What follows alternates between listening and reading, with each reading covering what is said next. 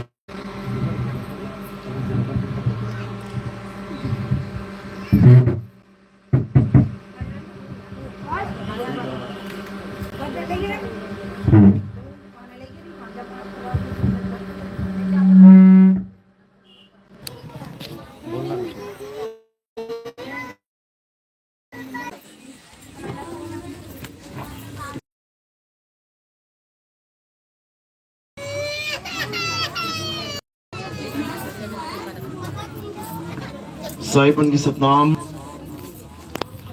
तो आज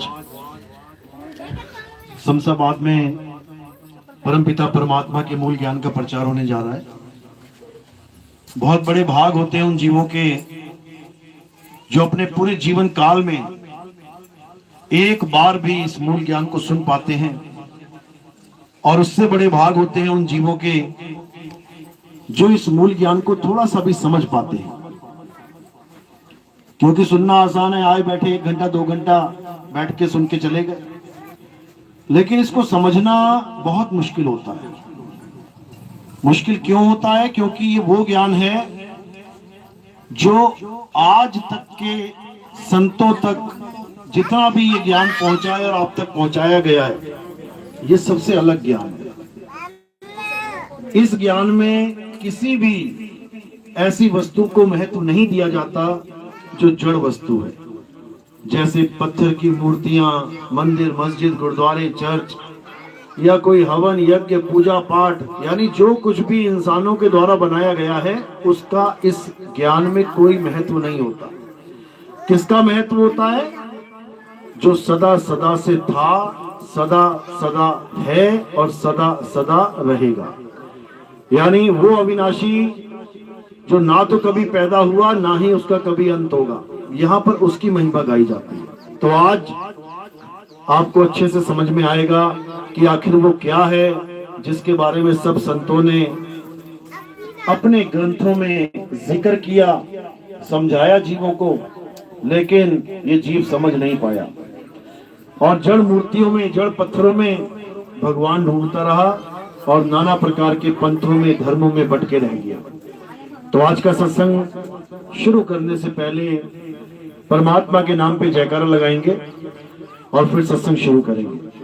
बोलिए परमपिता परमात्मा की, सदगुरु बंदी छोड़ कबीर साहेब की, सभी संतों की, सभी भक्तों की, आज के आनंद की, सत्संग कराने वालों की, इनके माता पिता की, गांव नगर बस्ती की, आज के आनंद की, सकल हंस को बंदगी साहेब बंदगी। तो आज का सत्संग सत्य और असत्य के निर्णय पे आधारित है। आज हम ये जानेंगे कि आखिर सत्य है क्या। जिस सत्य को पाने के लिए महात्मा बुद्ध अपनी बीवी, अपने बच्चों को सोता छोड़ के चले गए, पूरा घर बार छोड़ दिया, राजपाट छोड़ दिया, माँ बाप छोड़ दिए। क्यों छोड़े?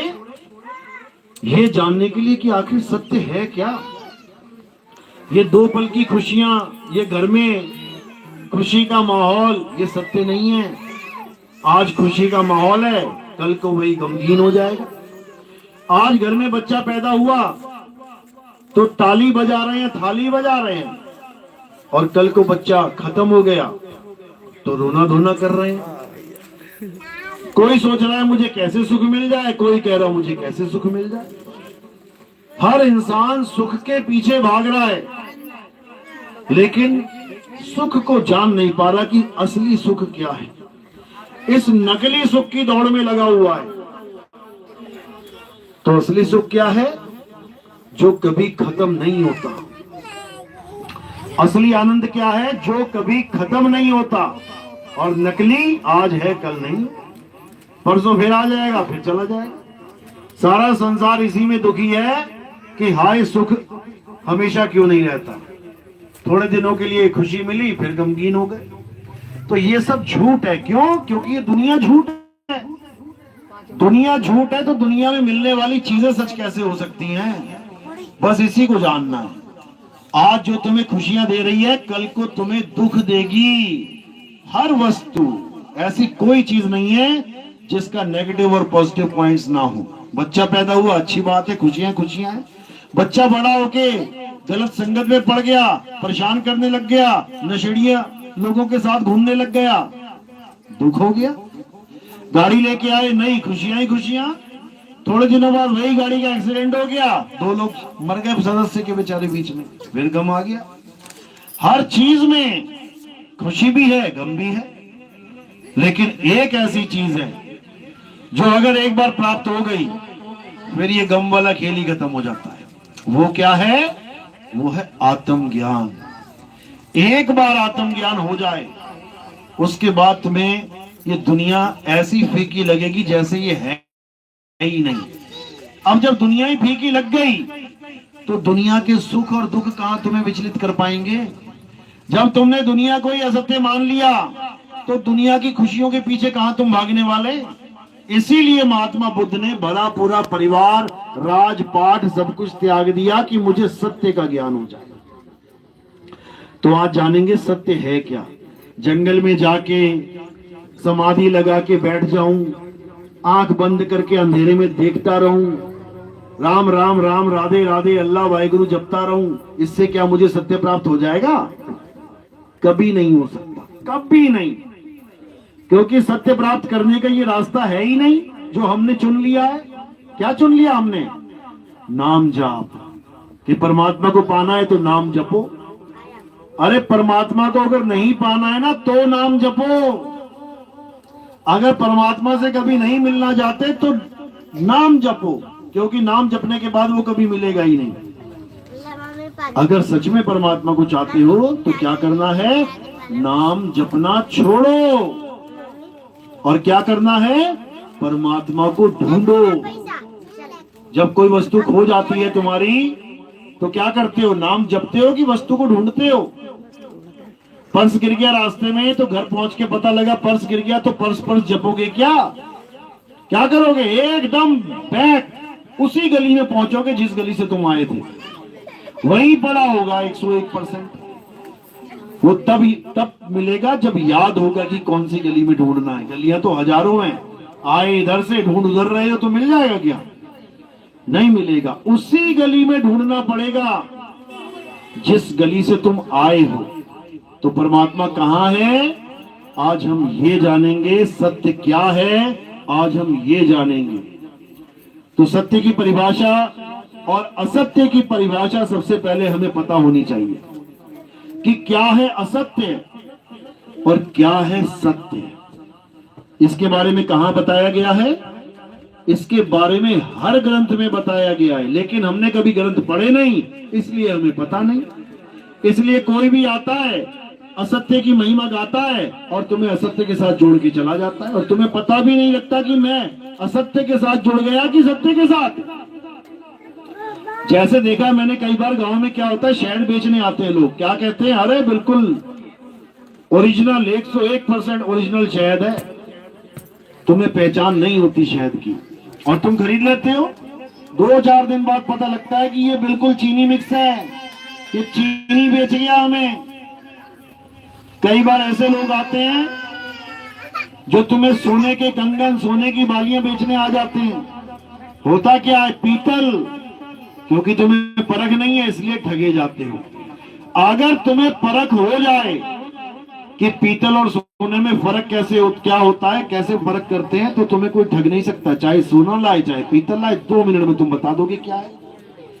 असली नोट नकली नोट दोनों एक से होते हैं देखने में, लेकिन जिसको असली नोट की पहचान है वो 2 मिनट में बता देगा असली है कि नकली। हाथ में लेगा, 2 बार घुमाएगा इधर उधर, कहेगा ले जा भाई नकली यही है। कैसे पता लगा? क्योंकि इसके कुछ भेद होते हैं, रहस्य होते हैं, वो सब नहीं जान पाते।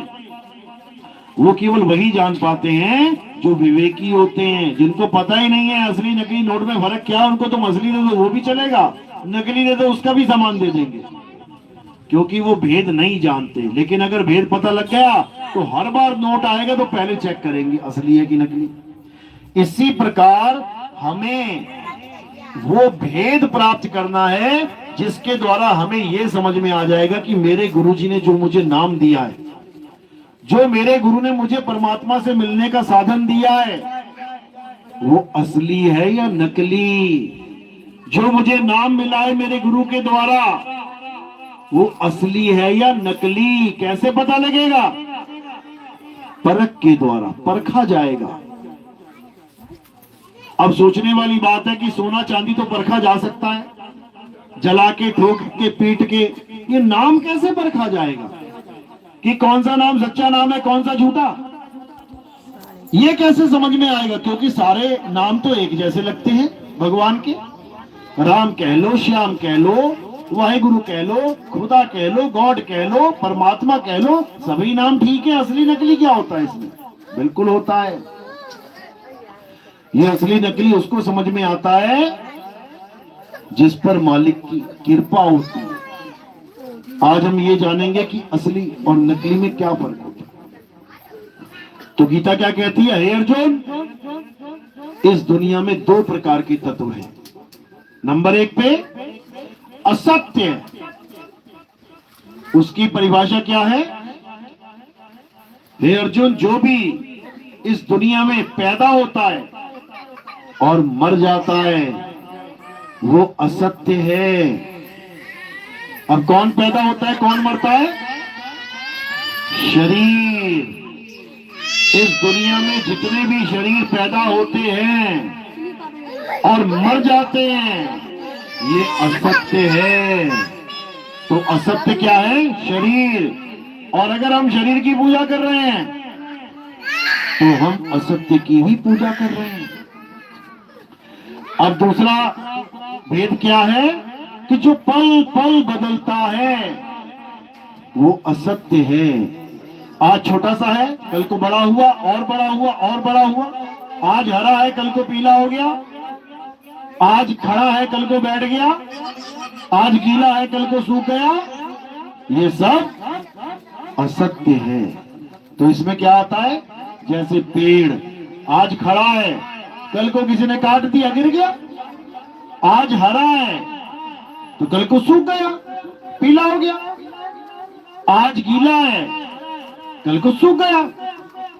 तो जो भी चीज बदल रही है वो असत्य है। और क्या है असत्य? जो सदा एक सा नहीं रहता। जो सदा एक सा नहीं रहता वो असत्य है। तो हमने आज ये जानना है कि असत्य की कैटेगरी कौन कौन सी है। सबसे पहले तो ये समझ में आ गया कि ये जो शरीर है ये सत्य नहीं है।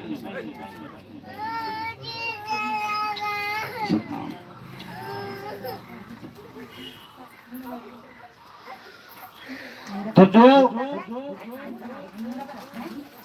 शरीर है ये असत्य है। शरीर की पूजा करना भी असत्य है। किसी भी शरीर की तुम पूजा कर रहे हो A to Z, तो समझ लो कि असत्य की पूजा चल रही है। क्यों? वो शरीर सदा नहीं रहेगा। आज है, कल को खत्म हो जाएगा। अगर तुम किसी मूर्ति की पूजा कर रहे हो तो देखो कि मूर्ति रोज बदल रही है। 50 फुट की मूर्ति है, रोज बना रहा है मूर्तिकार उसे। आज 1 फुट का बना दिया, कल 2 फुट का, 3 फुट का, 4 फुट का, 5 फुट का, रोज बदल रही है। बदलने वाली चीज कभी सत्य नहीं हो सकती। तो ये असत्य भक्ति है। नाम, कोई भी नाम ले लो, अगर वो बदल गया तो सत्य है। कोई भी नाम ले लो, हम कबीरपंथी हैं, कबीर का नाम ले लेते हैं, कबीर, तो बदल रहा है।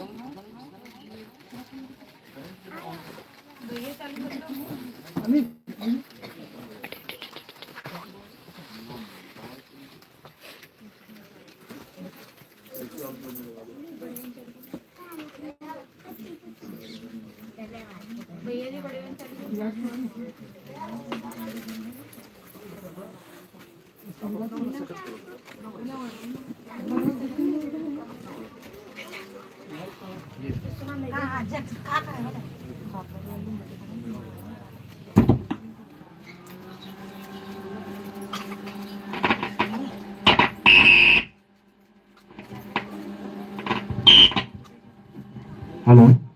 साहिब बंदगी सतनाम,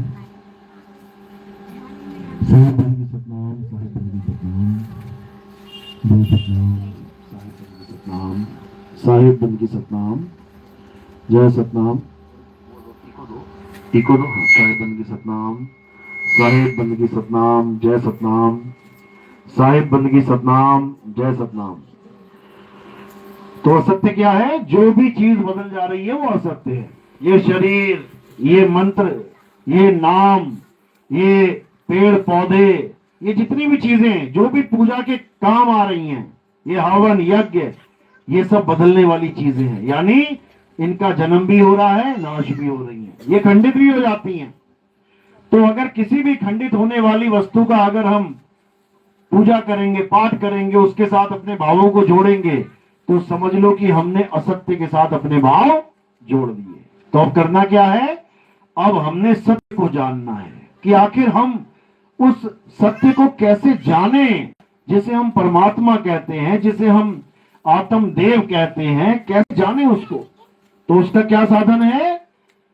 गीता समझाती है, अध्याय 4 34वां श्लोक। हे अर्जुन, अगर तुम सत्य को जानना चाहते हो, अगर तुम चाहते हो कि तुम्हें वो सत्य प्राप्त हो जो सबका एक है, सारे संसार का एक है, परमात्मा एक है, तो क्या करना पड़ेगा? तुम ऐसे तत्वदर्शी संत की शरण में जाओ जिसने आत्मदेव को जान लिया है। जिसने आत्मा को जान लिया, वही तुम्हें तुम्हारी आत्मा का ज्ञान समझा सकता है। और किसी की इतनी हैसियत नहीं कि तुम्हें तुम्हारी आत्मा का ज्ञान बता पाए। तुम्हें मंत्र दे देगा, जंतर पकड़ा देगा, तंत्र दे देगा, पूजा पाठ हवन यज्ञ करवा देगा, मूर्ति पूजा में उलझा देगा, मंदिरों में, मस्जिदों में, गुरुद्वारों में, चर्च में भेज देगा, नदियों के स्नान करवा देगा, सब कुछ करवा देगा। बस तुम्हें आत्मा का ज्ञान नहीं दे पाएगा कि ये आत्मा क्या होती है।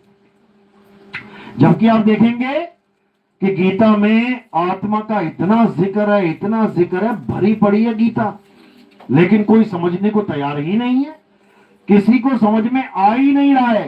पढ़ पढ़ के ज्ञानी बन गए, 7-7 दिन का भागवत का पाठ कराने लग गए, लेकिन इस आत्मा का भेद मरते दम तक समझ में नहीं आता कि आखिर ये है क्या। आत्मा का नाम सुना है सबने? सबने सुना है?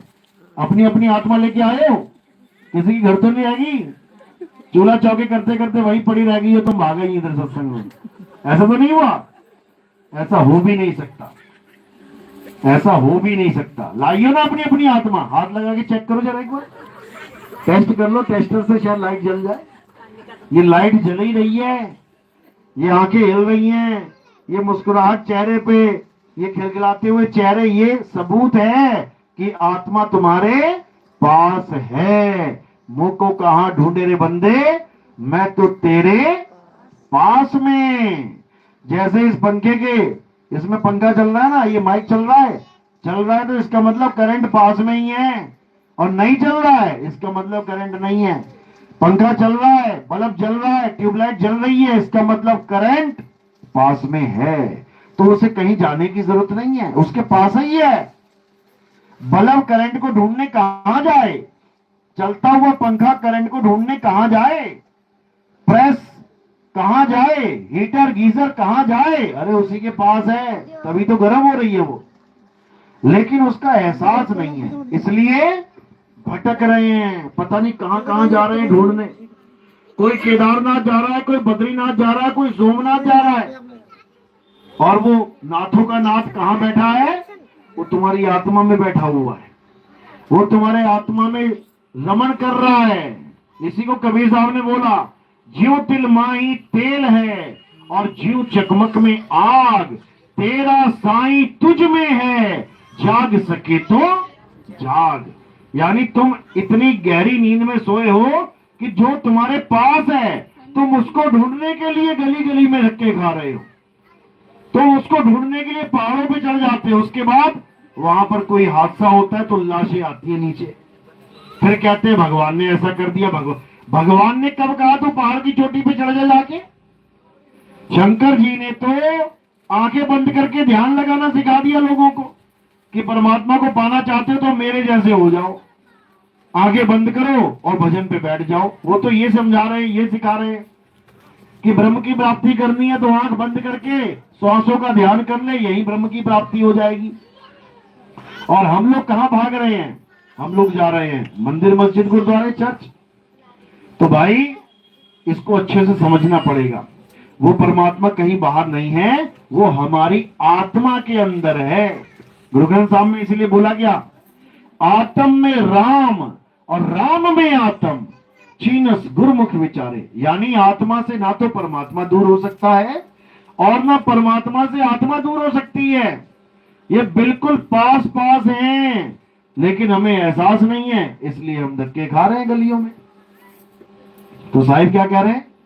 जल में मीन प्यासी, मोहे देखत आवे हासी, आत्म ज्ञान बिना नर भटके, कभी काबा कभी काशी। अगर आत्मा का ज्ञान इस नर को प्राप्त हो जाए तो इसकी भटकना खत्म हो जाए, ये भागेगा नहीं कहीं भी, ये एक ही जगह शांत होकर टिक जाएगा। ये जहां खड़ा हो जाएगा परमात्मा वहीं है, हर जगह उसको मालिक दिखाई देगा। क्यों? क्योंकि उसने आत्मा को जान लिया। कहां आत्मा नहीं है, जहां भी चले जाओ तुम 100 फुट का गड्ढा भी खोद के चले जाओगे, वहां भी आत्मा तुम्हारे पास है। तभी तो तुम चल रहे हो, तभी तो तुम खा रहे हो, पी रहे हो, तुम आसमान में भी उड़ के चले जाओगे, तब भी आत्मा तुम्हारे पास है। ऐसी कोई जगह नहीं है जहां आत्मा तुम्हारा साथ छोड़ दे। जहां मर्जी जाके देख लो, हमेशा आत्मा तुम्हारे साथ है, लेकिन तुम्हें उसका एहसास नहीं है, पाने की विधि प्राप्त नहीं है। इसलिए जन्मों जन्म ये बर्बाद करके इंसान चोला चले जाते हो 84 में। तो अब क्या करना है? अब हमने असत्य को त्यागना है, सत्य को पकड़ना है, बस इतना सा काम है। और सत्य सबके लिए सत्य है, असत्य सबके लिए असत्य है। कोई ऐसा तो नहीं हो सकता कि मेरे लिए असत्य चीज आपके लिए सत्य हो जाए, ऐसा नहीं हो सकता। आग गर्म है, सबके लिए गर्म है। बर्फ ठंडी है, सबके लिए ठंडी है। सूरज गर्म है, सबके लिए गर्म है। पानी ठंडा है, सबके लिए ठंडा है। उसमें जात पात धर्म आदि का भेद होता ही नहीं है। प्यास लगी है तो पानी पिएंगे, हिंदू होके पी लो, चाहे मुसलमान होके, सिख होके पी लो, चाहे ईसाई होके। पानी का काम है गला गीला करना, वो कर देगा। भूख लगी है रोटी खा लो, इसमें हिंदू मुस्लिम सिख ईसाई की बात ही नहीं है, क्योंकि भोजन सबका पेट भर रहा है। जीवित कैसे हो? सांस लेके। इसमें हिंदू मुस्लिम सिख ईसाई की बात ही नहीं है। हिंदू भी उसी हवा से सांस ले रहा है, मुसलमान भी, सिख भी, ईसाई भी। इसी प्रकार जो सत्य है वो भी सबका एक है। हिंदू मुस्लिम सिख ईसाई सबका एक ही सत्य है, लेकिन सत्य को जान नहीं पा रहे, इसलिए अलग अलग होके बैठ गए। तो हिंदू में मुस्लिम, तो सिख में ईसाई। अब इस सारे झगड़े को खत्म कौन करेगा? आत्मज्ञान, जिसको कहते हैं तुझ में राम, मुझ में राम, सब में राम समाया, और सबसे कर लो प्रेम, जगत में कोई नहीं पराया। तो जगत में केवल हिंदू ही थोड़े नहीं है। या मुसलमान कहे कि जगत में केवल मुसलमानों से प्रेम करूंगा, या सिख कहे मैं तो केवल सिखों से प्रेम करूंगा, तो फिर ये बाकी दुनिया के जीवों का क्या करेंगे भाई? जब एक परमात्मा है और परमात्मा के ही सारे जीव हैं, तो हम सब भाई भाई हैं। अज्ञान की दृष्टि से हम अलग अलग दिखाई देते हैं, और ज्ञान की दृष्टि से एक परमात्मा, बाकी सब उसके जीवात्मा। क्या हिंदू, क्या मुस्लिम, क्या सिख, क्या ईसाई। अरे आज जो हिंदू है कल को मुसलमान हो सकता है, आज जो मुसलमान बन गया कल को फिर वापस हिंदू हो सकता है। उसमें मैं बैर विरोध क्या करूं? जो जैसा जीवन जीना चाहता है जिए, लेकिन बात है सत्य की। सत्य सबके लिए एक है, और सत्य क्या है? हे अर्जुन, ये आत्मा ही सत्य है। आत्मा को ना तो कोई अस्त्र काट सकता है, आत्मा को ना तो अग्नि जला सकती है, आत्मा को तो ना तो वायु सुखा सकती है, आत्मा को ना तो जल भिगो सकता है। आत्मा का कभी कोई कुछ बिगाड़ ही नहीं सकता। क्यों? क्योंकि वो सत्य है, वो कभी बदलती नहीं है। उसी को नानक साहब ने बोला, आद सच जुगाद सच, है भी सच नानक होसी भी सच। यानी अगर इस संसार में कोई सत्य है तो वो आत्मा है। आत्मा के अलावा हर चीज नाश हो जाएगी। कोई भी चीज लगा लो, तुम पीपल की पूजा करते हो, पीपल का पेड़ सूख जाएगा, कट जाएगा, गिर जाएगा, बिजली गिर गई जल जाएगा। तुम तुलसी की पूजा करते हो, आज हरी है कल को सूख जाएगी, पानी ना डाला 10 दिन में खत्म। तुम चूहों की पूजा कर रहे हो, गणेश जी के चूहे को देखो, अभी कोई बिल्ली आए अभी काटे खत्म। तुम गाय नंदी की पूजा कर रहे हो, देखो सड़कों पे एक्सीडेंट हो रहे हैं, ट्रकों के नीचे आ रही हैं, गिर रही हैं, मर रही हैं। तुम सबकी पूजा कर रहे हो और हर चीज बदल जा रही है। लेकिन अगर तुमने सत्य की पूजा करना सीख लिया, वो कभी नहीं बदलेगा। वो सदा सदा के लिए अजर अमर अविनाशी है। लेकिन उस आत्मा का बोध कराने वाला भेदी गुरु ही नहीं मिल पाता सारी उम्र में। मंत्र देने वाले बहुत मिल जाएंगे। हिंदू है, चला गया किसी के पास, उसको राम राम दे दिया गया, राम राम जपो, राधे राधे जपो, ओम नमः शिवाय जपो। कोई मुसलमान है, उसको क्या पकड़ा देंगे, अल्लाहू अल्लाहू जपो। कोई सिख है, उसको क्या पकड़ा दिया, वाहिगुरु वाहिगुरु जपो। कोई ईसाई है, उसको क्या पकड़ा दिया, यहोवा यहोवा हालेलुया जपो। जपते रहो सारी उम्र। पाना था परमात्मा को, पीना था पानी, और करने क्या लगे, पानी के नाम जपने लगे। पानी पानी पानी जपने से गला गीला हो जाएगा, कभी नहीं होगा। इसी प्रकार राम राम करने से, राधे राधे करने से, कबीर कबीर करने से, कोई भी भगवान का नाम ले लो, कोई भी नाम जपने से भगवान नहीं मिलता। क्यों? क्योंकि भगवान नाम जाप से मिलता ही नहीं है। तुम जितना मर्जी नाम जाप करते रहो। कोई गुरु धारण कर लेता है, सोचता है मैं देवी देवताओं से मुक्त हो गया, मंदिर मस्जिद से मुक्त हो गया, मेरे गुरु ने मुझे 5 नाम दे दिए, ज्योत निरंजन ओंकार निरंकार सोम सतनाम, सोचता है मेरी मुक्ति हो जाएगी। कभी नहीं होने वाली। कारण क्या है? क्योंकि परमात्मा का नाम बोलने लिखने पढ़ने में आता ही नहीं है। और ये सारे नाम बोलने लिखने पढ़ने वाले हैं। क्या बोल रहे हैं, क्या लिख रहे हैं? स्वर और व्यंजन। हम कोई भी नाम लेते हैं, राम, श्याम, अल्लाह, वाहिगुरु, तो ये किसका मेल है? स्वर और व्यंजन का। राम में रा और मां क्या है, स्वर या व्यंजन? व्यंजन है। और आ का डंडा लग गया, स्वर है, तो क्या बन गया? रा मां, यानी स्वर और व्यंजन। वाहे गुरु, उसमें वाह हा गा रा, ये व्यंजन है। अब इसमें मात्राएं लग गई, स्वर लग गया, वाह में आ की मात्रा वाह, हा में ए की मात्रा हे, गा में ऊ की मात्रा ऊ, और रा में ऊ की मात्रा रू। ये स्वर और व्यंजन मिल गए। अब इंसान जप रहा है वाहिगुरु वाहिगुरु वाहिगुरु वाहिगुरु, तो क्या कर रहा है वो स्वर और व्यंजन ही जप रहा है। इससे उसका कल्याण होने वाला नहीं है। तो करना क्या है? केवल एक चीज को जानना है। अगर उसको जान लिया तो समझ लो सबको जान लिया, फिर कुछ जानना शेष ही नहीं रह जाता। और वो क्या है? आत्मा। जिसने आत्मा को जान लिया, समझ लो उसका ये इंसान जन्म सफल हो गया। और जो आत्मा को नहीं जान पाया, समझ लो कि अब 84 के चक्कर कटने वाले हैं। कभी सांप, कभी बिच्छू, कभी कुत्ता बिल्ली बकरा सुअर गधा, कभी चीता शेर बनके इसी दुनिया में भटकता रहेगा। इसीलिए कृष्ण जी बार बार समझा रहे हैं अर्जुन को। अध्याय 3 17वां श्लोक पढ़ के देखो क्या कह रहे हैं। हे अर्जुन, जो इंसान अपनी आत्मा में रमण करता है, जो अपनी आत्मा में तृप्त है, जो अपनी आत्मा में संतुष्ट है, उसके लिए कोई धार्मिक कर्म कर्तव्य लागू ही नहीं होता।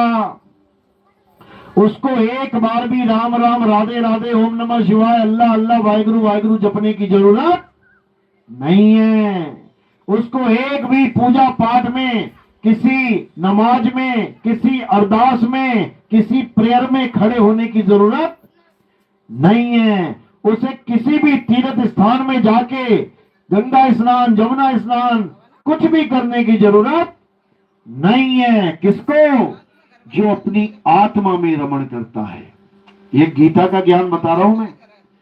गीता का ज्ञान हिंदू ही नहीं जान पाए, कोई और तो क्या जानेगा। अगर हिंदू ही गीता का ज्ञान समझ ले तब भी कल्याण हो जाएगा सबका। लेकिन गीता के ज्ञान पे बिल्कुल जीरो बने बैठे हैं। क्यों? ना तो कोई समझाने वाला मिल रहा है, ना ही कोई समझने वाला मिल रहा है। तो इस जीवन का, मनुष्य जीवन का परम उद्देश्य क्या है? केवल एक उद्देश्य है। अगर तुमने वो उद्देश्य पूरा कर लिया तो समझ लो कि तुम्हारा जन्म सफल, और अगर नहीं कर पाए तो समझ लो कि इस दुनिया में आना बेकार हो गया। और वो क्या है? अपनी आत्मा को जानना है।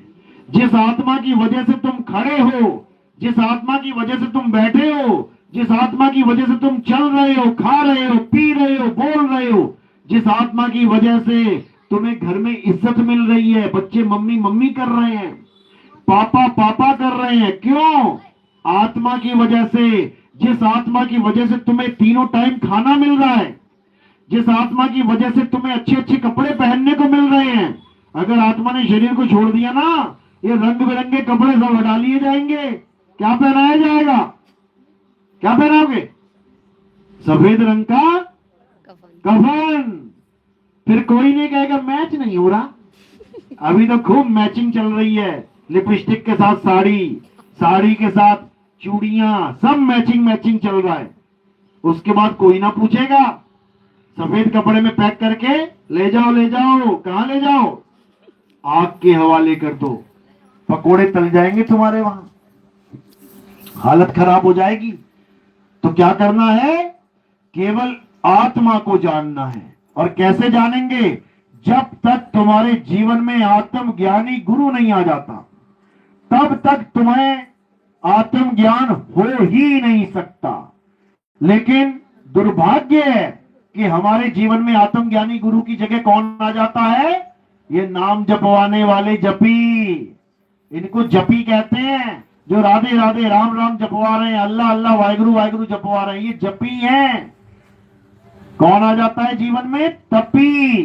ये तपस्या कराने वाले जितने भी बैठे हैं ये तपी हैं। कोई कहता है एक टांग पे खड़ा हो जाओ, कोई कहता है दोनों टांगों पे खड़े होके हाथ ऊपर कर लो, कोई कह रहा है पेड़ पे लटक जाओ, कोई कुछ कोई कुछ कोई कुछ, कोई कह रहा लेट लेट के जाओ मंदिर तक, कोई कह रहा पूरी परिक्रमा ही लेट लेट के कर लो। ये सब तपस्या है, तपाया जा रहा है शरीर को, कष्ट दिया जा रहा है। शरीर को कष्ट देने से भगवान खुश नहीं होते, बल्कि दुखी होते हैं कि इतनी सुंदर काया दी है, देखो कैसे लोट लोट के जा रहा है।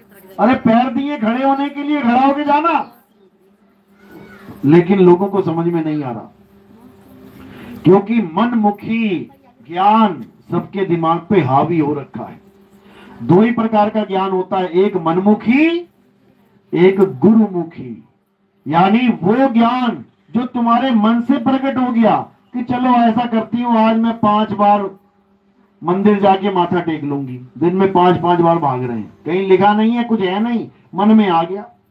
कोई कह रहा आज मैं 10 डुबकियां मारूंगा गंगा जी में जाके, 10 डुबकियां मार के आ रहा है। कोई कह रहा आज मैं 10 माला जपूंगा, वो 10 माला जपने में लग गया। यानी जो भी चीज तुम्हारे मन से उत्पन्न हो रही है वो मनमुखी भक्ति कहलाती है। और जो तुम्हें गुरु समझा रहा है, गुरु बता रहा है, वो गुरुमुखी भक्ति कहलाती है। तो हमने क्या करना है? हमने अपने मनमुखी भक्ति को खत्म करना है, हटा देना है, और क्या करना है? गुरुमुखी भक्ति स्टार्ट करनी है। यानी गुरु धारण करके गुरु के द्वारा बताया गया मार्ग हमने उस पे चलना है। इसलिए कबीर साहब बार बार समझा रहे हैं कि परमात्मा तब तक नहीं मिल सकता जब तक तुमने गुरु धारण नहीं किया।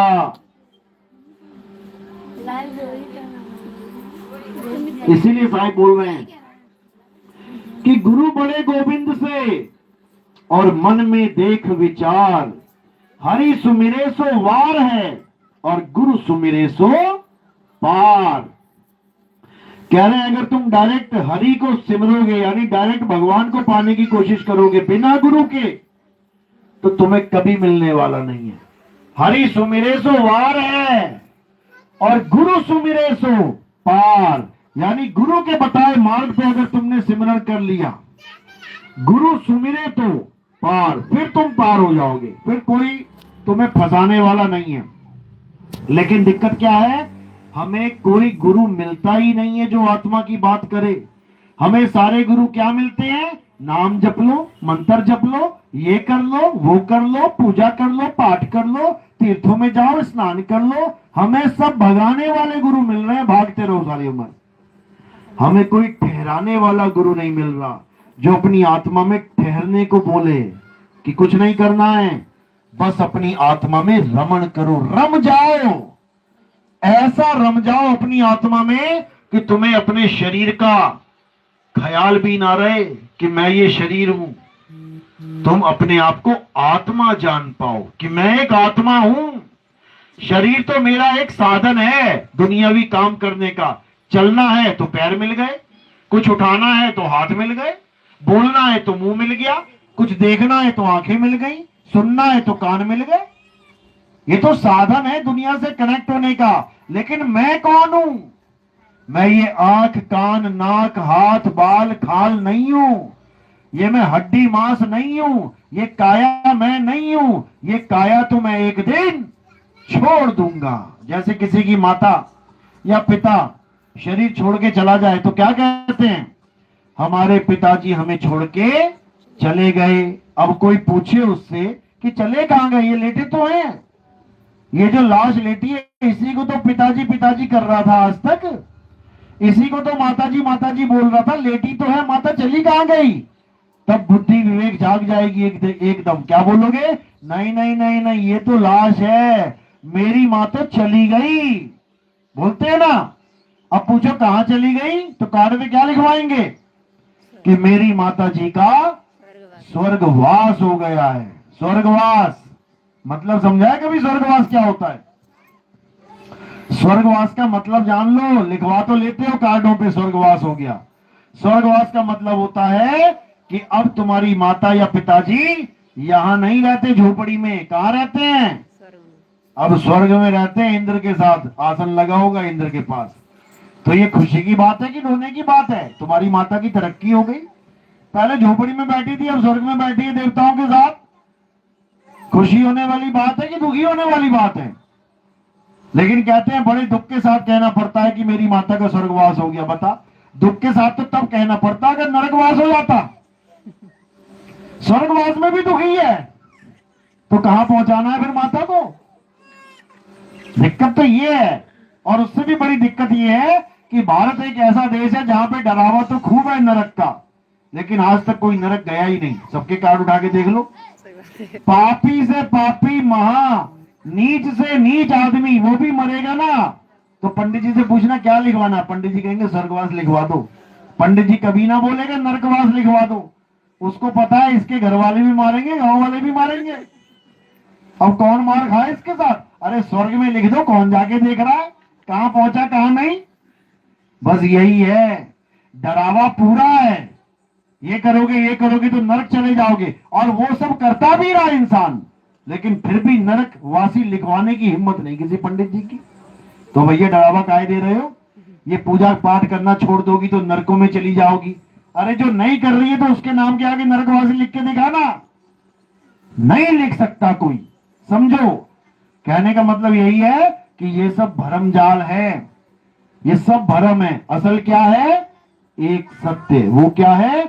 आत्मा ही सत्य है। हे अर्जुन, इस आत्मा को जो अपने जीवन काल में जान लेते हैं, यानी तुम मनुष्य जन्म में आए हो, तुम्हें ये मौका दिया गया है कि तुम इस जन्म में आत्मा को जान सकते हो। ये मौका किसी और को नहीं मिला है। कुत्ता, बिल्ली, हाथी, घोड़ा, सुअर, चीता, शेर, इनको ये मौका नहीं मिला। जीवन तो मिला है इन्हें, तुम्हारी तरह जीते हैं सारे, सुबह उठते हैं, उबासी मारते हैं, निकल जाते हैं शिकार के लिए, खाते हैं, पीते हैं, आते हैं, बच्चे बच्चे भी पैदा कर लेते हैं, परिवार भी बढ़ा लेते हैं, और एक दिन खा पी के मर जाते हैं। वही तुम्हारा हाल है। तुम कौन सा कुछ अलग कर रहे हो? जैसे एक जानवर जी रहा है वैसे ही तुम जी रहे हो, बस वो नंगा जी रहा है, तुम ब्रांडेड कपड़े पहन के जी रहे हो, इससे ज्यादा कुछ नहीं है। और वो कपड़े भी बाद में उतार लिए जाएंगे, नंगा ही भेज देंगे तुम्हें, समझो। यानी एक जानवर और एक इंसान में क्या फर्क है? खाने पीने का कोई फर्क नहीं है। तुम भी खा रहे हो, गाय भी खा रही है, कुत्ता भी खा रहा है, बिल्ली भी खा रही है। तुम नहा रहे हो, चिड़िया भी नहा रही है, गाय भी नहा रही है, भैंस गई पानी में वो भी नहा रही है। तुम सो रहे हो, वो भी सो रहे हैं। तुम शादियां कर रहे हो, वो भी कर रहे हैं। सब कुछ चल रहा है। बस एक कमी है उनमें और एक खासियत है तुम में। क्या? तुम जीते जी अपनी आत्मा को जान सकते हो। तुम जीते जी ये समझ सकते हो कि मैं शरीर नहीं हूं, मैं ये आदमी और औरत का शरीर नहीं हूं। ये शरीर तो 5 तत्वों का पुतला है। कौन कौन से 5 तत्व? आकाश, वायु, अग्नि, धरती और जल। इन्हीं 5 तत्वों से ये शरीर बना है। लेकिन मैं नहीं हूं ये शरीर। मैं क्या हूं? आत्मा। मैं आत्मा हूं। मैं आकाश नहीं हूं, मैं वायु नहीं हूं, मैं जल नहीं हूं, मैं अग्नि नहीं हूं, मैं धरती नहीं हूं। मैं क्या हूं? आत्मा। यानी इन 5 तत्वों में मैं कुछ भी नहीं हूं। ये तो 5 तत्वों की लाश है, आत्मा की वजह से चल रही है। आत्मा है तो दौड़ रही है, भाग रही है, खा रही है, पी रही है। आत्मा ने छोड़ दिया, पड़ी हुई है लाश। मैं नहीं हूं, मैं आत्मा हूं। तो ये आत्मा का ज्ञान हम केवल और केवल इस इंसान जन्म में जान सकते हैं। इंसान इंसान को समझा सकता है कि हम आत्मा हैं। इंसान कुत्ते को नहीं समझा सकता कि कुत्ते को पकड़ लो, बोलो हम आत्मा है बेटा, हम आत्मा है। कहेगा बाऊ बाऊ खाना दो। कौन सी आत्मा, कैसी आत्मा? ये केवल इंसान ही इंसान को समझा सकता है। इसीलिए इंसान जन्म का इतना बड़ा सौभाग्य है कि वो गुरु धारण कर सकता है। कभी देखा है कोई जानवर गुरु बना के बैठा हो? भैंसे कह रही हो ये हमारा गुरुजी आ रहा है। कभी बोले ऐसी क्या? जैसे वो खा रही है वैसे वो खा रही है, जैसे वो नहा रही है वो नहा रही है। किसी से ज्ञान नहीं ले रही। ये केवल इंसान को सौभाग्य प्राप्त है कि वो गुरु धारण कर सकता है और उससे ज्ञान प्राप्त कर सकता है। समझ लो, ये सबसे बड़ा सौभाग्य है इंसान का। इसीलिए बोल रहे हैं गुरु बिन ज्ञान न उपजे, गुरु बिन मिले ना मोक्ष, गुरु बिन लखे ना सत्य को, गुरु बिन कटे ना दोष। यानी गुरु बिन ज्ञान ना उपजे। तुम किताबें जितनी मर्जी उठा लाओ, डॉक्टरी की किताब भी मिल रही है, साइंटिस्ट वाली किताब भी मिल रही है, इंजीनियर बनना है वो भी किताबें कहां मिल रही हैं? मार्केट में ले आओ तुम और पढ़ना शुरू कर दो। तो क्या तुम इंजीनियर बन जाओगी पढ़ पढ़ के? तुम डॉक्टर बन जाओगी पढ़ पढ़ के? बिना गुरु के तुम्हें समझ में ही नहीं आएगा लिखा गया है इसमें। ये क्या क्या नाम लिख रखे, इसका मतलब क्या होता है, ये भी तुम्हें एक गुरु ही समझाएगा। इसीलिए बोला है गुरु बिन ज्ञान ना उपजे, गुरु बिन मिले ना मोक्ष, गुरु बिन लखे ना सत्य को, गुरु बिन कटे ना दोष। ये जितने भी दोष है तुम्हारे, जन्मों जन्मों के दोष, ये तभी कटेंगे जब तुम्हें गुरु धारण करके ज्ञान प्राप्त हो जाएगा, आत्मा का ज्ञान प्राप्त हो जाएगा। जब तुम्हें समझ में आ जाएगा कि मैं एक आत्मा हूं और आत्मा अकर्ता है। आत्मा कभी कुछ करता ही नहीं है, आत्मा कभी कुछ कर ही नहीं सकता। आत्मा अकर्ता है, लेकिन ये सारे काम धंधे, ये सारे पाप पुण्य इस आत्मा के सिर पे लाद दिए गए। किसने किया? मैंने किया, मैंने किया, मैंने किया। अरे तू कुछ कर ही नहीं सकता, तू तो आत्मा है। करने वाला कौन है? ये शरीर। जैसे ये गिलास किसने उठाया? आत्मा ने या शरीर ने? शरीर ने। लेकिन आत्मा को ये लग रहा है, जीव को, कि मैंने उठाया, मैंने उठाया, मैंने उठाया। अब भुगतने के लिए तैयार है। तो इसीलिए कबीर साहब समझा रहे हैं कि बिना गुरु के दोष भी नहीं कट सकते। जो तुम खा रहे हो पी रहे हो ये भी दोष में गिना जाता है। किसी जीव को खत्म कर रहे हो तुम।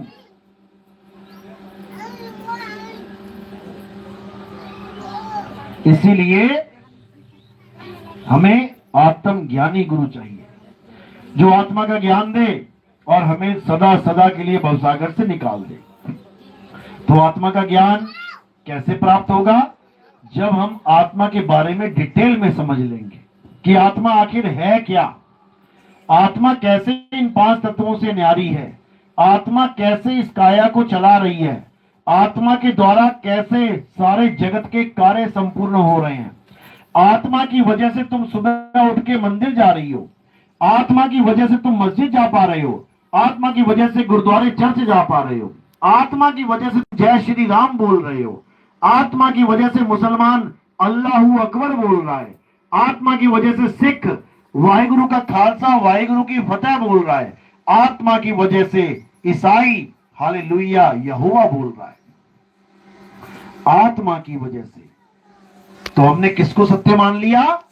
जो आत्मा के द्वारा बोले जा रहे हैं, कह भी रहे हैं राम नाम सत्य है। अरे राम को बोला किसने? उसको जान ले।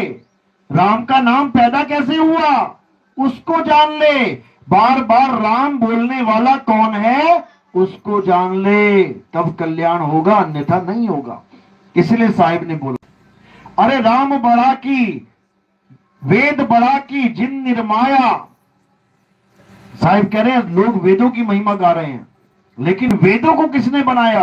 सोचो, वेदों को लिखने वाला कौन है? आत्मा ही है। आत्मा के द्वारा ही लिखे जा रहे हैं। ब्रह्म बड़ा की जहां से आया, ये ब्रह्म बड़ा है ये जहां से आया है, उसको जानो।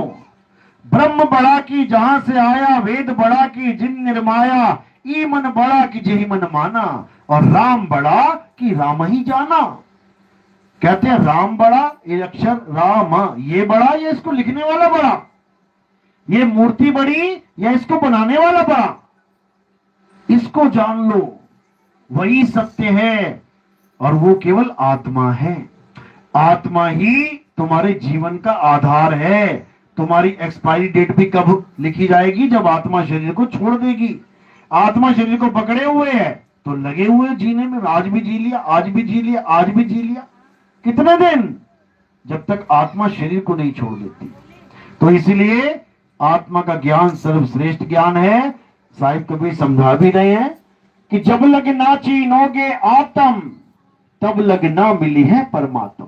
यानी कहीं जाने की जरूरत नहीं है, किसी भी दूसरे की पूजा करने की जरूरत नहीं है। क्या करना है?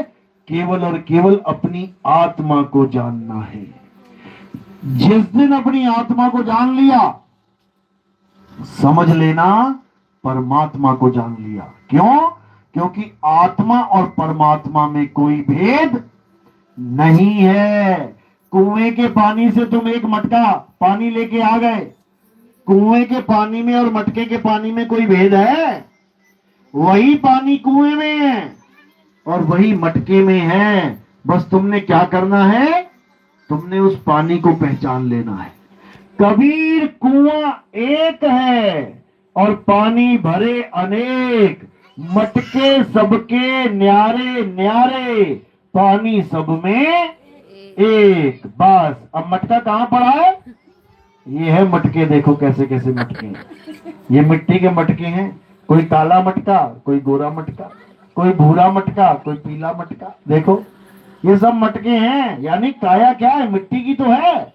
अब मिट्टी की काया में एक अमृत रूपी बूंद भी पड़ी है। वो क्या है? आत्मा, जिसको पानी बोल रहे हैं। पानी सब में एक। इसी प्रकार आत्मा सब में एक है। बस उस आत्मा को जान लो, कल्याण हो जाएगा। जैसे 1 लाख पंखे, 1 lakh bulb, 1 lakh heater geyser एक ही करंट से चल रहे हैं। एक ही करंट से, सब में करंट एक है। तो करंट को जानना है। हीटर गीजर के पीछे नहीं लड़ाइयां करते रहना है, क्योंकि दोनों ही बेजान है। बिना करंट के ना तो हीटर गर्म हो पाएगा, ना ही एसी ठंडा हो पाएगा। बिना करंट के ना तो प्रेस गर्म हो पाएगी और ना ही कूलर हवा दे पाएगा। तो झगड़ा इसका नहीं है बल्ब और पंखे का, झगड़ा आत्मा का है। आत्मा को जानो। आत्मा को ना जानने के कारण ही सारे झगड़े हो रहे हैं। कोई पंखे को पकड़ के बैठ गया, मैं तो पंखे को मानता हूं भगवान। कोई कह रहा ना मैं तो बल्ब को मानता हूं भगवान। कोई कह रहा ना मैं तो हीटर को, ना तो मैं गीजर को, मैं तो किसी और को मानता हूं। अरे सबका भगवान, सबका मालिक एक है। जैसे ही करंट आएगा सबको चला देगा, जैसे ही करंट जाएगा सब खत्म। इसीलिए आत्म ज्ञान को जानना है, आत्मा को ही पहचानना है। आत्मज्ञानी गुरु के द्वारा अपनी आत्मा का ज्ञान प्राप्त करना है। यही इंसान जीवन का प्रमुख उद्देश्य है। गुरु बनाया है कोई भी अच्छी बात है, क्योंकि गुरु धारण करना ही चाहिए। निगुरा तो कभी ना मरना। भले अधूरा गुरु मिल जाए कोई बात नहीं, कुछ तो मिला। निगुरा जो मरता है वो बहुत नाना प्रकार की ऐसी योनियों में जाता है, दुर्गति हो जाती है उसकी। इसीलिए बोला है कबीर पापी लाख मिले, निगुरु ना मिला एक। निगुरा एक ना मिल जाए। एक निगुरे के सिर पे लाख पापियों का भार है। इतना बुरा हाल है निगुरे का। यानी गुरु धारण जरूर करना चाहिए, कल्याण तभी होगा, अन्यथा नहीं होगा। हाँ, अब गुरु धारण करके बैठ गए हैं, लेकिन गुरुजी ने पकड़ा दिए नाम जपने के लिए। अब क्या करें? कोई बात नहीं। कबीर साहब कहते हैं जब लग मिले नहीं शब्द वो साचा, तब लग गुरु करो 10 पांचा। जब तक तुम्हें वो सच्चा नाम ना मिल जाए, ऐसा गुरु ना मिल जाए जो तुम्हें उस सच्चे शब्द से जोड़ दे, तब तक कोई बात नहीं। जितने गुरु कर लिए, आगे बढ़ जाओ, कोई फर्क नहीं पड़ता। जो ये कहता है कि गुरु को छोड़ने से नरक में चले जाओगे, ऐसा बिल्कुल नहीं होता। गुरु को छोड़ने का मतलब ये नहीं है कि तुमने गुरुजी को गालियां देनी शुरू कर देनी है। गुरु को छोड़ने का मतलब है एक गुरु को छोड़ा, अगले गुरु को धारण कर लिया। 5वीं का छोड़ा, 6ठी का धारण कर लिया। 6ठी का छोड़ा, 7वीं का धारण कर लिया। इसमें तरक्की हो रही है, इसमें दुर्गति नहीं हो रही है। इसीलिए हमें अब आगे बढ़ना चाहिए। ठीक है, हमें पहले ऐसे गुरु मिल गए जिन्होंने हमें नाम जाप दे दिया। कोई कान बंद करके उंगलियां डाल के अनंतनाथ को सुनने के लिए दे दिया, कोई श्वासों में अजपा जाप दे दिया, सोहंग सोहंग जप रहे हैं, कोई कुछ जप रहे हैं। ठीक है, जब तक मिला मिला। अब आगे बढ़ना है। साहिब समझा रहे हैं जाप मरे अजपा मरे अनहद भी मर जाए, सुरत समाये शब्द में वाको काल न खाए।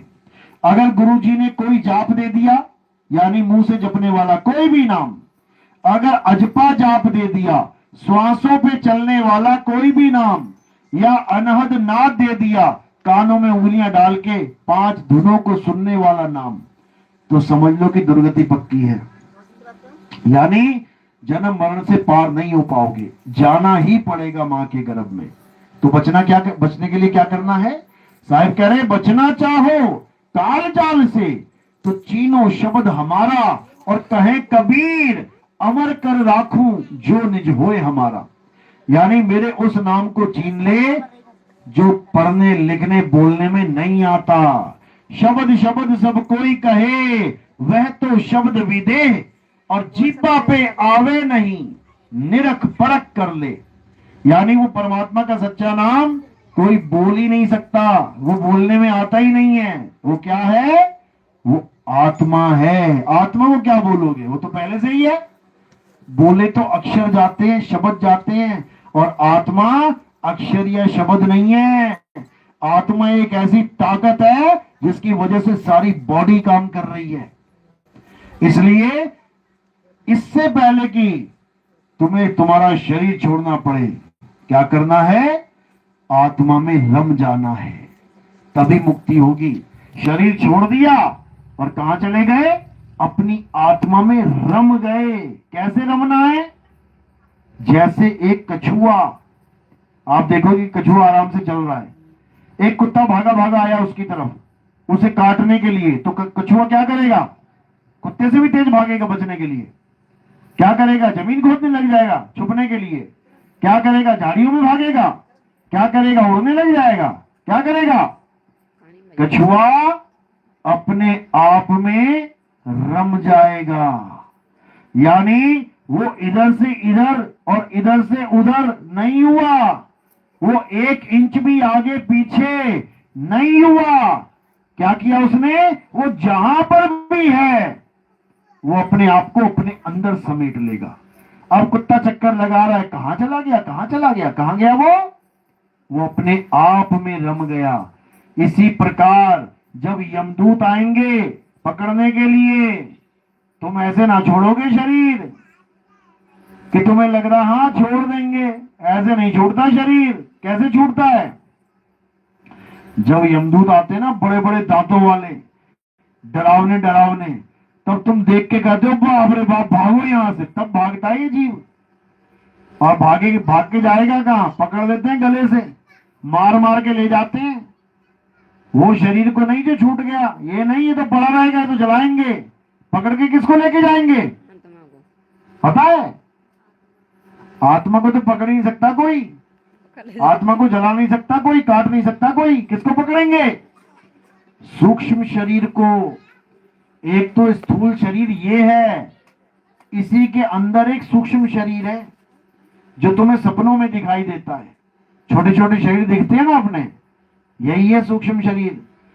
जब सो जाते हो, सोते हो ना तुम लोग, कौन कौन सोता है? हाथ खड़ा करो जरा। ये तुम्हें लग रहा है कि तुम सो जाते हो। अगर तुम सो जाते ना तो सपने में शेर भाग रहा है तुम्हारे पीछे, तुम भाग रहे होते कि सो रहे होते? वहां पे भाग रहे हो। जब तुम भाग रहे हो तो सो कौन रहा है? कौन सो रहा है? शरीर। कौन सा वाला? ये स्थूल शरीर सो रहा है, ये बेड पे सो रहा है, खराटे मार रहा है। और तुम शेर के आगे आगे भाग रही हो। कहीं सपने में डांस चल रहा है, शादियां चल रही है, वहां नाच रही हो। कहीं झगड़ा हो गया तो एक दूसरे की जूतियां बजा रही हो। समझो यही सब हो रहा है। फिर उठ के बता भी रही हो आज बड़ा झगड़ा हुआ सपने में। अरे तू तो सो रही थी, तू झगड़े कर रही थी क्या?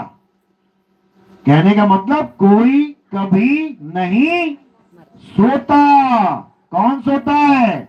शरीर सोता है। तुम नहीं सो जाते। तुम क्या करते हो? केवल तुम शरीर बदल लेते हो।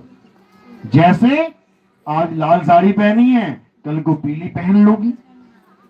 आज पीली पहनी है, कल को नीली पहन लोगी। तुम वही हो, लेकिन तुम्हारी साड़ियां बदल रही हैं।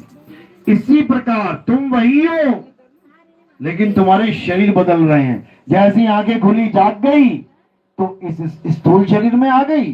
अब इसका खाना पीना दाना लग रहा है, सब पता लग रहा है। और जब इससे ये सो गया शरीर, तो वहां चली गई, वहां जाग गई जाके सपने में।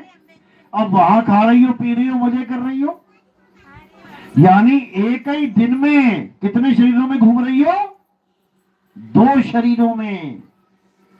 समझ लो 18 घंटे इस शरीर में काम कर रही हो और 6 घंटे सपने में वाला शरीर, सूक्ष्म शरीर में जा रही हो। अब जितने भूत प्रेत चंडाल ये सब कहां दिखाई दे रहे हैं तुम्हें? सूक्ष्म शरीर में। सूक्ष्म शरीर में तुम्हें सब कुछ दिखाई दे रहा है। ये सारे यमदूत, ये यमराजा कहां दिखाई देगा? सूक्ष्म शरीर में। तुम्हें घसीट घसीट के लेके जाएंगे। कौन लेके जाएगा? कौन से शरीर को? सूक्ष्म शरीर को।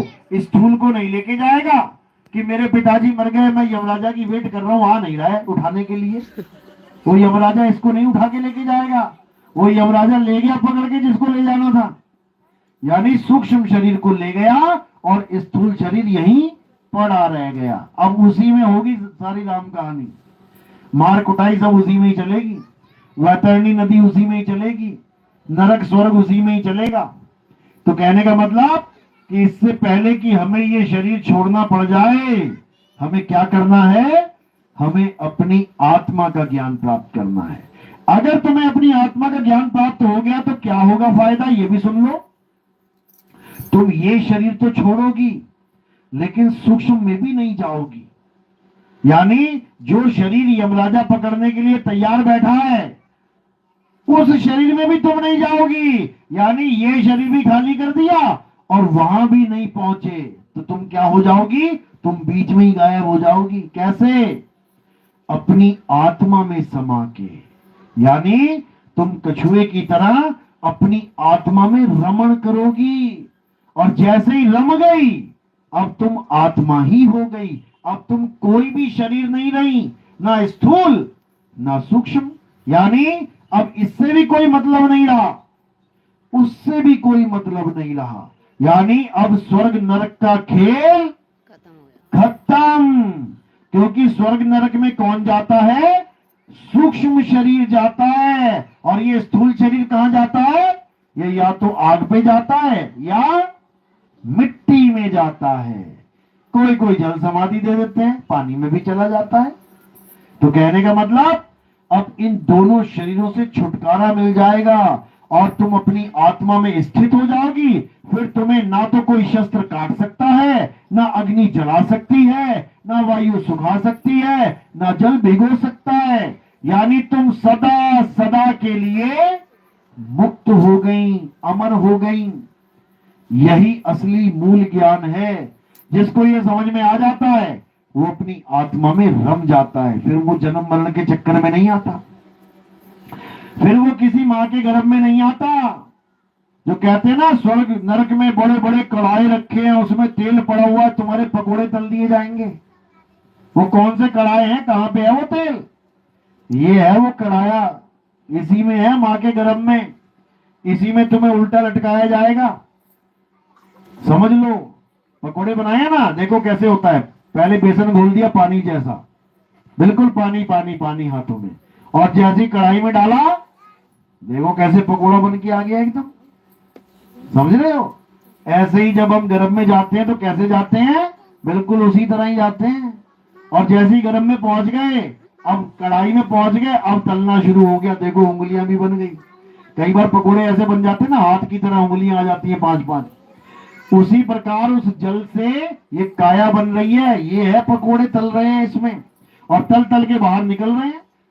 जो ज्यादा तल दिया वो बेचारा काला हो गया ज्यादा, जो जल्दी निकल आया वो पीला पीला हो गया। समझ लो, ये सब पकोड़े ही बैठे हुए हैं सारे। और अब कहां जाएंगे ये? अब दोबारा से किसी मां के गर्भ में जाने की तैयारी हो रही है। जाना ही पड़ेगा। क्यों? क्योंकि इस संसार में आने का कोई और रास्ता ही नहीं है। इस संसार में आने का एक ही रास्ता है, चाहे किसी भी योनि में आ जाओ। कौन सा रास्ता है? मां का गर्भ। चाहे कुतिया बन के आ जाओ, चाहे हथनी बन के आ जाओ, चाहे सुअर, चाहे कुछ भी बन के आ जाओ, गर्भ में से निकल निकल के आ रहे हैं अंडे फूट फूट के। क्या करोगे? यही जीवन बना हुआ है सबका, जबकि ये असली जीवन नहीं है, ये नरक है, नरक। असली जीवन क्या है? आत्मा ही असली जीवन है। इन शरीरों से पीछा छुड़ा लो और अपनी आत्मा में रम जाओ, तभी मुक्ति होगी। ना राम राम करने की जरूरत, ना अल्लाह अल्लाह करने की जरूरत, ना वाहिगुरु वाहिगुरु करने की जरूरत, ना गॉड गॉड करने की जरूरत। किसकी जरूरत है? अपनी आत्मा को जानने की जरूरत है। हिंदू है तो हिंदू होके जान ले, मुसलमान है मुसलमान होके जान ले, सिख है सिख होके जान ले, ईसाई है ईसाई होके जान ले। बात अपनी आत्मा की है, किसी धर्म वरम की नहीं है। इसीलिए आत्मज्ञानी बनो, सतनामी बनो। चलो, मेरी बात समझ में आ रही है कि ऊपर ऊपर से जा रही है? किस किस की आ रही है? हाथ खड़ा करो जरा। बहुत अच्छी बात है, बहुत बढ़िया। जब बात समझ में आ जाती है तो क्या करना चाहिए? उस पर अमल करना चाहिए। आप लोग दूध गर्म करते हो ना सुबह सुबह लेने के बाद, कौन ऐसा है जो दूध गर्म करते करते उसमें 2 नींबू निचोड़ देता है? हाथ खड़ा करो जरा। है कोई? ऐसी कोई भी नहीं होगी। क्यों? कारण क्या है? क्योंकि वो समझाई जा चुकी है अपने माँ बाप के द्वारा कि बेटा दूध में कभी नींबू मत लगा देना। क्या हो जाएगा? फट जाएगा। बात समझ में आ गई ना? अब कभी करेगी क्या ये काम? कभी नहीं करेगी। इसी प्रकार आज जो तुम्हें बात समझ में आई है आत्मा की, अगर समझ में आ गई तो आत्मा के अलावा किसी और की पूजा करोगे कि नहीं करोगे? करोगे? नहीं करोगे? अभी रामनवमी आ गई ना, अभी सब लाइन में खड़े हो जाएंगे पत्थर पूजने के लिए। अभी गणेश चतुर्थी आ गई ना, सब आत्मा बात्मा भूल जाएंगे, कौन नितिन दास, कौन सा नितिन दास, कौन सा आत्मा का ज्ञान। सब खड़े हो जाएंगे पत्थर के आगे हाथ जोड़ के। समझ लो, इसका मतलब जो खड़ा हो गया वो ज्ञान को नहीं समझ पाया। नहीं समझ पाया। अगर समझ जाए तो कभी दूध में नींबू निचोड़े ही ना, समझ जाओ। और जो नहीं समझ पाता, यानी कि समझने के बाद भी नहीं उस पर अमल कर पाता, उसकी क्या दुर्दशा होती है वो भी समझ लो। 40,000 वोल्ट की लाइन जा रही है, वहां पर एक लकड़ी का या लोहे का फट्टा होता है, उसके ऊपर एक हड्डी बनाई जाती है, ये चेहरे वाली हड्डी और 2 हड्डियां ऐसे। क्या मतलब होता है उसका? खतरा। वहां पे केवल लिखा नहीं जाता खतरा, केवल लिखा गया तो समझो केवल किसको समझ में आएगा? पढ़े लिखों को। वो देख सकते हैं क्या लिखा है खतरा। अनपढ़ को क्या पता ये खा लिखा है कि ता लिखा है कि ला लिखा है। अनपढ़ के लिए क्या बना है? वो हड्डी। अब वो हड्डी क्या संदेशा दे रही है कि हे सुंदरी, हे सुंदर, मुझे हाथ मत लगा दियो, नहीं तो मैं तुझे क्या बना दूंगी? ये हड्डी, ये सारा चमड़ा उमड़ा तेरा उड़ जाएगा और तू ऐसा हो जाएगा, सोच ले। तो जिसको ये समझ में आ जाता है वो कभी हाथ लगाएगा क्या? कभी नहीं लगाएगा। इसी प्रकार जो सत्य को समझने के बाद भी असत्य को छूने की कोशिश करता है, असत्य को पूजने की कोशिश करता है, वो नाना प्रकार की योनियों में भ्रमण करता है, उसकी दुर्गति होना निश्चित है। चलो, तो आज का सत्संग यही समाप्त करते हैं और अब आरती होगी। आरती किसकी होती है हमारे यहाँ? आत्मा की आरती होती है। हमारे यहाँ किसी जड़ वस्तु की आरती नहीं होती, जैसे कोई पत्थर, कोई कैलेंडर, कोई फोटो, हमारे यहाँ इसकी आरती नहीं होती। क्यों? क्योंकि कैलेंडर, फोटो, पत्थर, मूर्ति अगर ये टेढ़ी हो गई, गिर गई तो क्या उठ जाएगी, सीधी हो जाएगी? नहीं होगी। इसका मतलब ये जड़ है, ये बेजान है। हमारे यहाँ आत्मा की पूजा होती है। मेरे पास आत्मा है कि नहीं? मेरे पास आत्मा है, दिख रही है ना? बस कहने का मतलब ये काया चल रही है, बोल रही है, इसका मतलब आत्मा है। तो उस आत्मा की पूजा कैसे करेंगे? क्या करना है? थोड़े से फूल उठाने हैं और मेरे सिर के ऊपर रख देने हैं। यहां पे जब मेरे सिर के ऊपर रख दोगे, इसका क्या मतलब है कि पैर के अंगूठे से लेके सिर की चोटी तक ये क्या दिख रहा है नीचे?